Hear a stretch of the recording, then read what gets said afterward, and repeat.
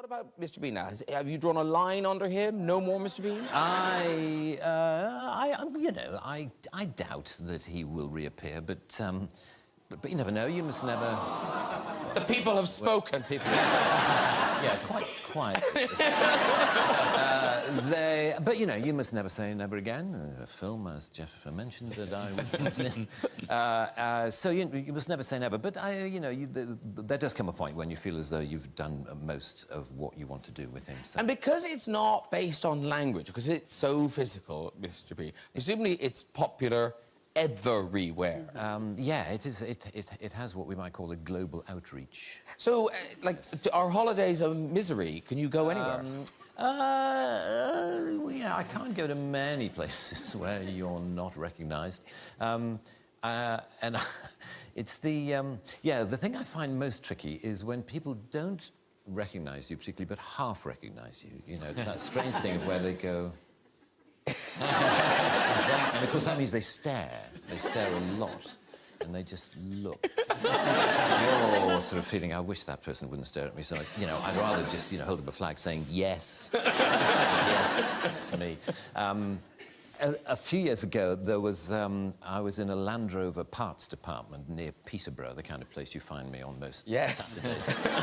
And we're waiting for car parts. And car parts, guys hang around a lot because, you know, to get a part, the guy has to go half a mile to the back of the warehouse and then come back again, and he brings it back.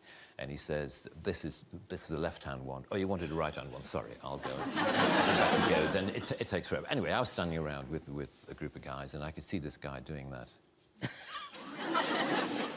And he came up to me after a while, and he said, "Excuse me, has anyone ever told you that you're the absolute spitting image of that Mr. Bean?" And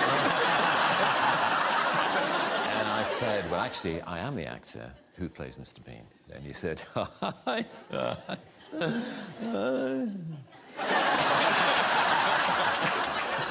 "I bet you wish you were."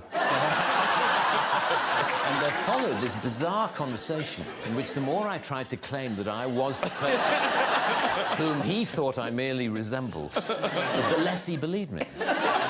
So but what was funny was how close he thought I was to you know, he said the resemblance is uncanny. Have you ever thought of doing any, you know, look-alike work, like, you know, Stag Nights and Hen Nights? You know, you can go along as Mr. Bean. And I said, no, he said, because you can make an absolute fortune.